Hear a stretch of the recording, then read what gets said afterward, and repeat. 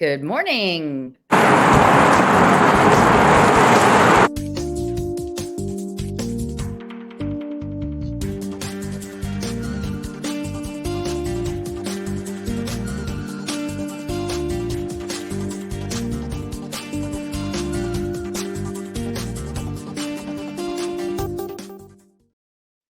Good morning, Kyle.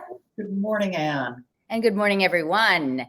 I'm Ann Rossley. I'm here with my dear friend, colleague, Kyle Harvey. We sell real estate in downtown Chicago. We're with Baird Warner's Gold Coast office, and we love to come to you every week talking about what's happening in downtown Chicago real estate. So nice to see you. So nice to see you. I'm doing a quick check of the weather to tell all of our southern friends what temperature it is right now, because I'm a jerk. Here we go. Right now it's 67 degrees this morning in beautiful Chicago. We're not sweltering. It's not 114 or Right. even 90. Right. There we go. Chicago's a lovely place to live, isn't it? It's a lovely place. Let's talk real estate stats. And then after that, everybody stay tuned because we're going to talk about towers, skyscrapers, residential high-rise living, and what's going to be coming down the pike in downtown Chicago. It's something you all will want to know about. So we'll quickly go through stats first. Chicago housing market. Okay.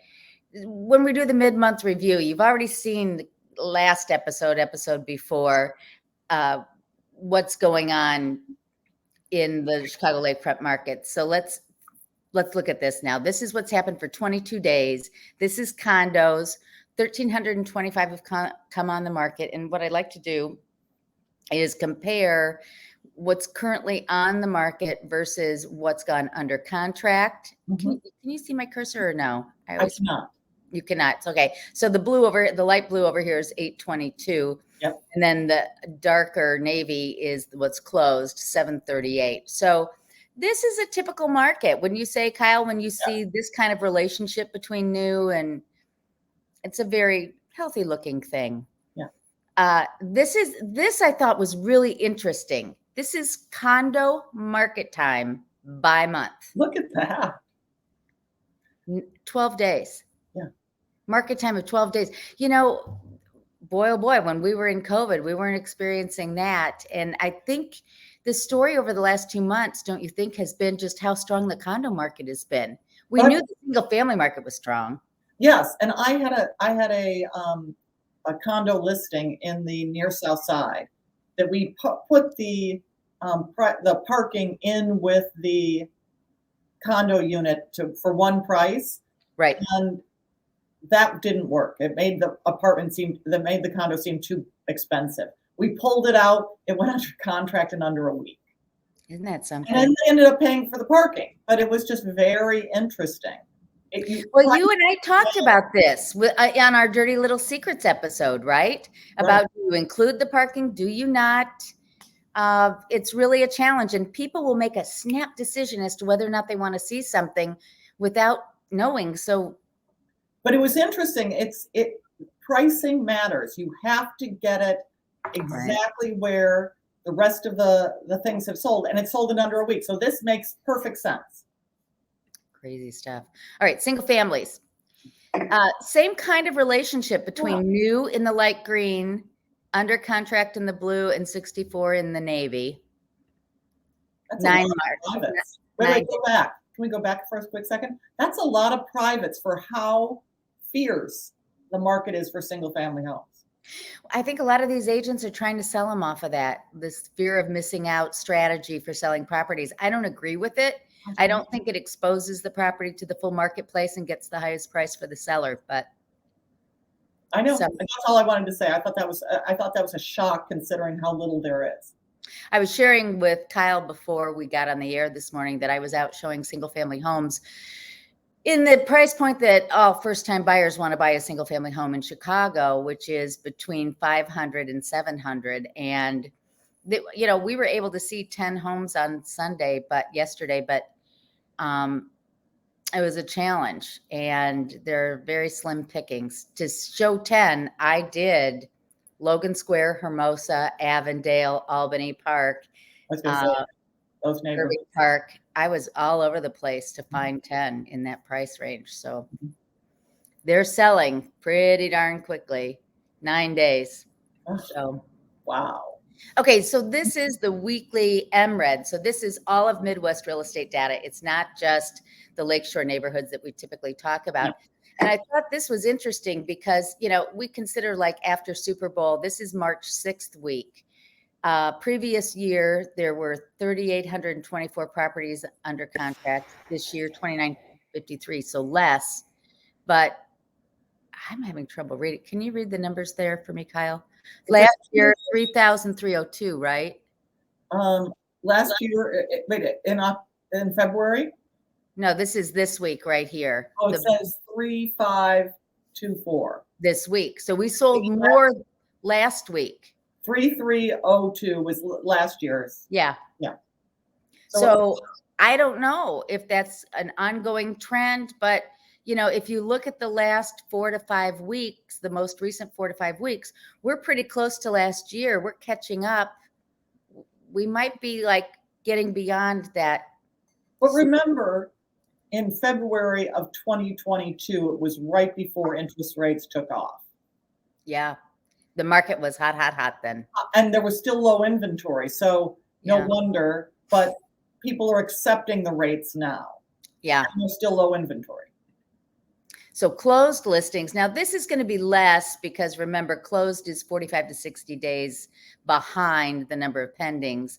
So in that week of March 6th, we were significantly down in 2023 versus 2022.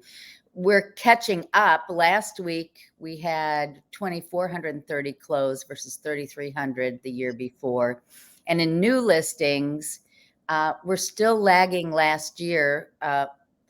Most listings should have been going on in March of this year, but only 4,743 went on the market that week versus last week, 5,970 went on the market. So number of new listings is going up. Okay, quick look at mortgages. Mortgage rates, Freddie Mac average dipped down a little bit, 6.78, always a good sign. And, you and I just want to keep talking about this. Zumpers Rentals, the median price in all of Chicago, not just downtown, all of Chicago for a one bedroom is almost 2,200, 13% over last year. Two bedroom, 2,700, up 20% versus last year. And three bedrooms, 3,000, which is up 20%. So guys, if you've thought about selling or buying, now's the time because these rentals are just. And because we don't have enough properties, the rental market's going to stay hot. The rental market's going to stay hot. And it's time to jump in. So happier news. We got some towers being built. So you ready to start chatting about? Show us one of yours or yours. I only did one area, and that is Lakeshore East.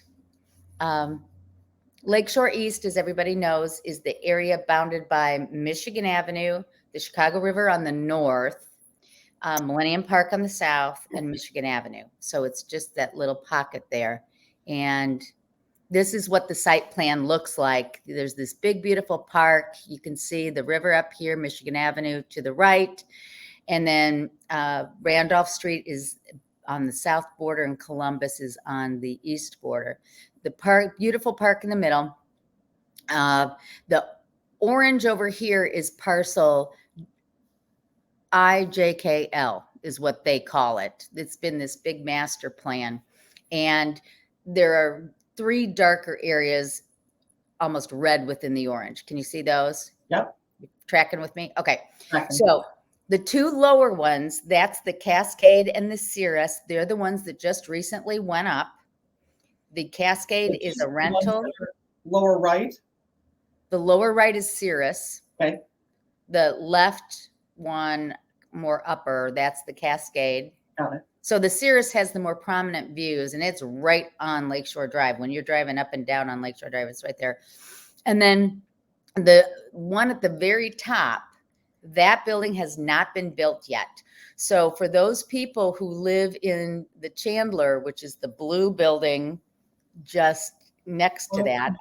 on the top side, their views are going to be hugely impacted. As you can see, they were already hugely impacted by the Cascade and the Cirrus, but this last one's going to take away even more views. But it was supposed to be under construction. Now, the last piece of news I saw said that it was going to be started in February of 24. And this is what it's going to look like. Here's the Cirrus, and here's Parcel I is what they call it. And it is supposed to be 600 units and supposed to be kind of skinny. They're trying to help preserve some of the views. Here's another perspective of it. See, it's going to be taller than the Cirrus.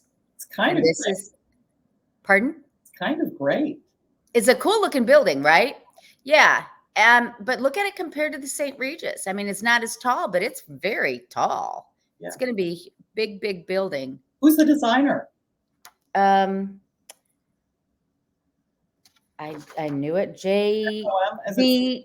BJ. Oh, J.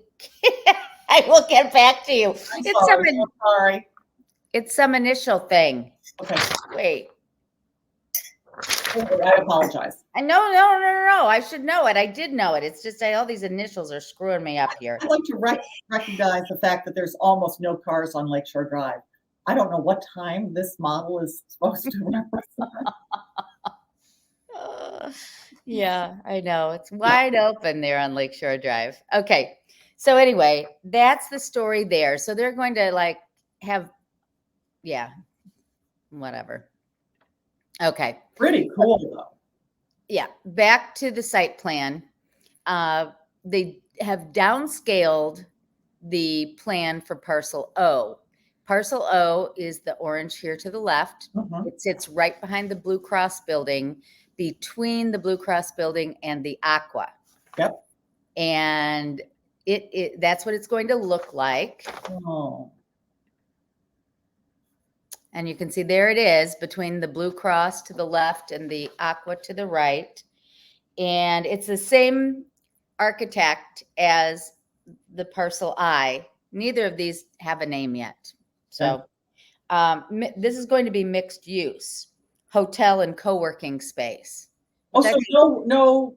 No, there will be residential. Hmm. So, and I have that here. Hmm. Okay. So 437 dwelling units, 192 efficiency units, and the efficiency units are the hotel. Got it. No. Efficiency units, 437. What does that mean? Efficiency units. Is that the co-working space? How do they? And 269, they call it keys. That's their lingo. Hotel. And it was supposed to be like 500 keys, but they just made it smaller. I think they realized they didn't have the capacity for it. They're sharing their parking with Aqua. Good luck. It's the same underground garage as in the Aqua. So that's the story with that one. Here we go. 47 stats, 350 residential sales units, 365 parking. I have noticed that there's not a lot of parking in relation to the units here. And I'm seeing that with the St. Regis too. When you buy a unit at the St. Regis, you only get one valet parking spot. So these people who have $2 million homes aren't guaranteed 2 parking spaces. That would be a deal killer for too many of my clients who could afford to live there. Right? It's shocking. And the other thing that I noticed that was really interesting, and I don't understand the layouts because I'm not an architect, but they keep swapping parking between Parcel I, J, K, and L on the other corner. So I think all this parking underneath is shared as well, or the garage is shared between the Cirrus, the Cascade, and Parcel I. And so, and the same thing over there is they don't have, I mean, you would think at the price point of $1.5 million to $3.5 million that you would have like 1.5 parking spaces per unit, right? I would, but here's the thing. And I think we have to understand so first of all, the number of 1 bedrooms and the number of 2 bedrooms. The 1 and 2 bedrooms might not have cars. That's true. It's the larger ones. So I live in a building that has just 1 and 2 bedroom apartments. Yeah, it has a couple 3 bedrooms, but those are combined units. And our garage is losing cars. It's a great garage because people are giving up their cars. Really? This size family and home, you're giving up your cars. But if you've got a half floor at the St. Regis, you better have 3 parking spaces. Because they want to have their staff member, cook, cleaner, whomever, park.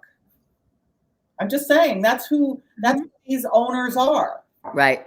Maybe they just do guest parking then, whatever. So here's just a reminder. This is an older picture of the St. Regis, and this is the Cascade and the Cirrus going up, and the Aqua. These were Jeannie Gang buildings, but they're part of this whole Lakeshore East development. So, and there's the funky picture of the Aqua, but I think that's cool. well, that's it. I mean, I'm finding people really want to be at Lakeshore East now. Whereas it used to be kind of out there in the middle of nowhere, people who live in the city, they want to walk to a grocery store, they want serenity. People don't drive through Lakeshore East. It's the ultimate cul-de-sac development, right? So. And I'm about to show you the first of my buildings. It's very similar. Let's pop it up. Can you pop me up? Oh, yes, I can pop you up. Thank you. I'm able to do this. Okay, so this is the planned development that's currently sexily known as 113 East Roosevelt 2. They don't have a name yet. You can't see my cursor, but the left hand of the twin buildings is the NEMA, which already exists. Did I do that or did you do that? You did that. I did that. Look at that. Yeah. So this is NEMA and half. So if you look over, you see this sort of low rise next to it. That is the middle half. Do you see to the right of the NEMA? There's just one little thing. The condo building is the one that's anticipated to the right. And that's going to go on this lot at the corner of Roosevelt and Michigan. It's just so funny to me that you see these lots that look so small and then these huge skyscrapers come up. So if I understand your rendering, there's going to be another one of these one little shorty, and then a tall. And then it'll be even taller. And the shorty is sort of the combined commercial common usage kind of space. Okay. So here's what I know about this. So NEMA is the rental building that has great views. I'm going to show you a picture from NEMA so you can get a sense of what 113 East Roosevelt Phase 2 will look like. So I'm showing you what's going on at NEMA now. Hold on. These are the rents at NEMA. So I'm having trouble reading it. A studio is $2,000 to $2,100. Shut the front door. 1 bedroom, 1 bath is almost, it can be as much as $3,000 in the low 3s. 2 bedrooms, 2 baths, high of $5,811. So they're getting a nice price. It depends on the view, but they're getting a nice price.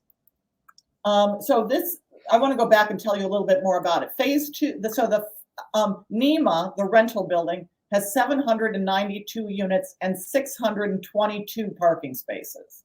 So packed in that rental building is 622. That's a lot, considering that there are a bunch of 1 bedrooms, a bunch of studios, and closeness to a ton of transportation. And I will tell you something, they do not allow outside parkers in that building. Yeah. I had a client at 1211 Prairie looking for an extra parking spot, and they will not take extra parking. So I have to tell you, that is the neighborhood that gives me the most stress when I'm trying to show in there. Really? Because it's really hard to park in that neighborhood. However, this is like Lakeshore East. It is a neighborhood that is just itself. It feels really calm, really, and people. And green. Yes. And people who are not native Chicagoans flock there. Yeah. Everybody that I showed my listing that was around the corner from there was a transplant, and they love the neighborhood. So I thought that was interesting. Mm-hmm. Okay, so phase 2, the condo tower, is going to have as many as 648 units. The estimated start date of construction isn't until next year, people. I mean, it's been approved for years, but it's not yet constructed. It will be connected at the base to NEMA. A 2022 article, so from last year, estimates that it could be as high as 950 feet and have as many as 82 floors, huge, slightly taller than NEMA. And we should expect it to have larger units because NEMA's a rental building. It's not going to have big full floor units. The developer is Crescent Heights, based in Miami, and the architect is Raphael Vignoli, who designed, and I've brought these pictures because they're so fantastic, who designed 432 Park Avenue and 20 Fenchurch Street in London. So this is the view from NEMA. So this is going to be the view from the other condo tower. Pretty spectacular. So okay, this is the Park Avenue one, boring straight up and down. Right. And the other one's Doodle. I love it. Doesn't 20 Fenchurch look like a cartoon? Yes, it does. Yeah.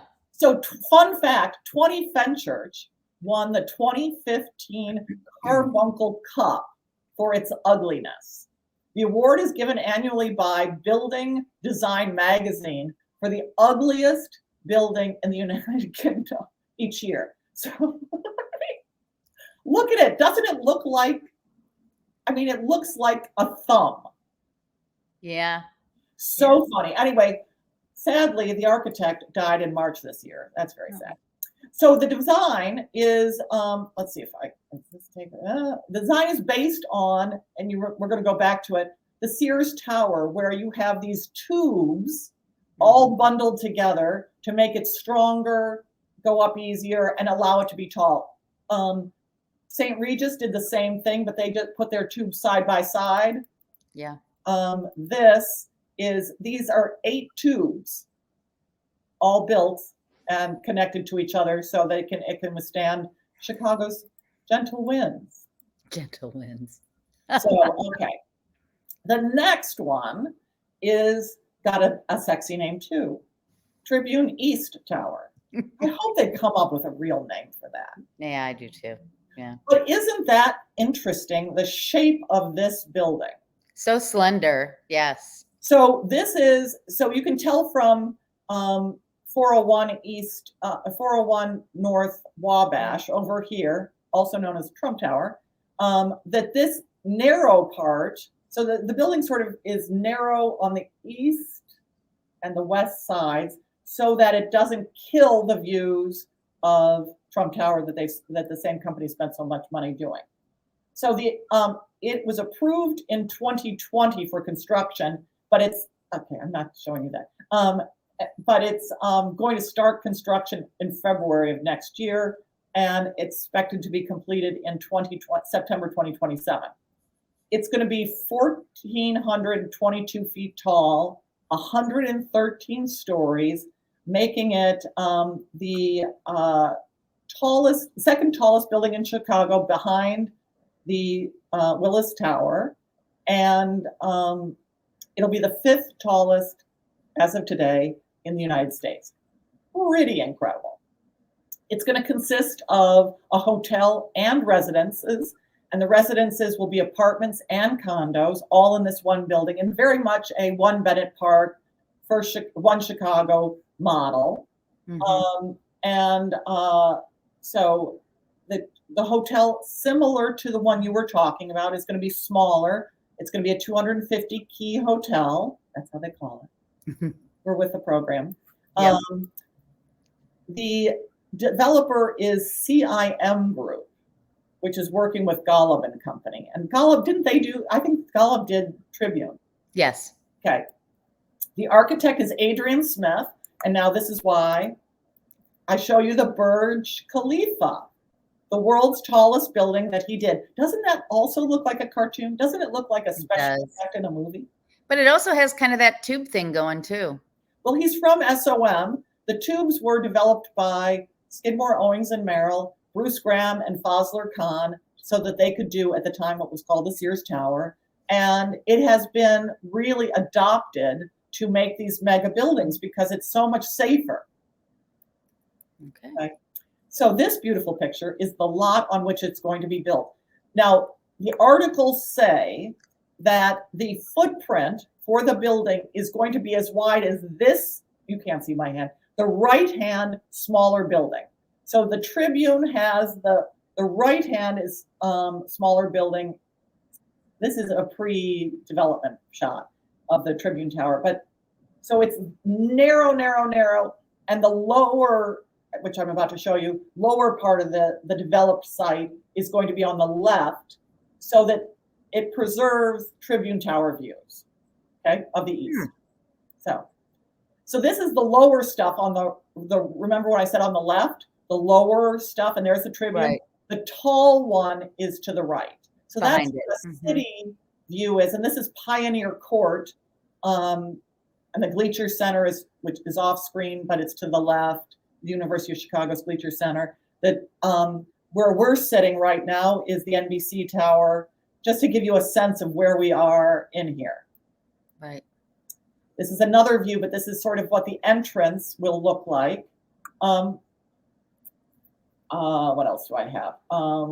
It will be clad in a slick curtain wall on the north and south sides, while gold-colored vertical fins create the solid look on the shorter east and west side. So it's going to be crazy good. So anyway, this is our people. It's going to contain, so a few more stats, 1.3 million square feet of space, and yet such a small footprint.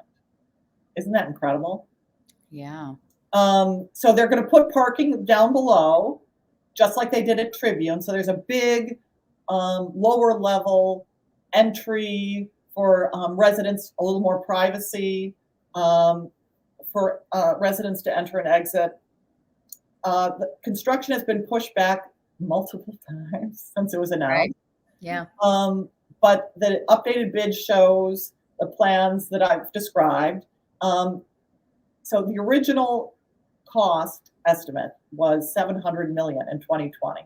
But you and I and everyone watching knows something about burgeoning construction prices. And so it's going to cost a lot more.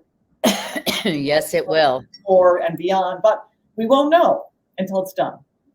That's all I have for you people. Big stuff going on. Lots of, but we've been talking regularly about the fact that there's not enough new construction to meet the demand. So this is good. These projects are moving forward. Yeah. There's demand for it. All right. So I didn't say one thing. What's that? It was interesting. This building, Tribune East Tower, is going to have a number, I think it's like 114 affordable units. That was the requirement to build there. So, and they'll be the affordable ones will be the rentals. Yeah, well, those lucky people. Yeah, that'll be a lovely place to live. Yeah. So, all right. So that's going to wrap up our show today, everyone. Thank you for watching. We will see you next week on Monday Morning Coffee with Kyle and Ann. And please follow us on social media. The links are below. And we'll see you next time. Thanks. Bye.